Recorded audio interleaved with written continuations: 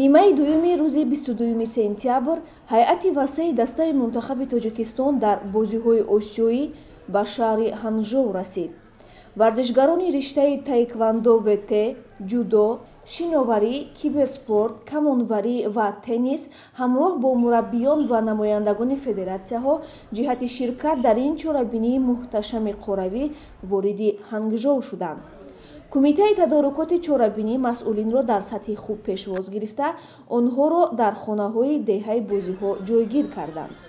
Тоҷикистонро дар ин мусобиқа ҳамзамон варзишгарони риштаи ушу, бокс, тенниси рӯи миз, гӯштин, кураш, камонварӣ, карате, ҷиу-ҷитсу ва рақси варзишӣ намояндагӣ мекунанд, ки дар рӯзҳои баъдӣ вориди деҳа мешаванд. Дар деҳаи бозиҳои осиёӣ роҳбарияти Кумитаи кор бо ҷавонон ва варзишӣ назди ҳукумати Ҷумҳурии Тоҷикистон ба макони будубоши дастаи мунтахаби Тоҷикистон омада, аз шарту шароити варзишгарон аз наздик ошно шуданд ва ба корҳои ташкилӣ баҳои баланд дода ба варзишгарон барору музаффарият таманно намуданд.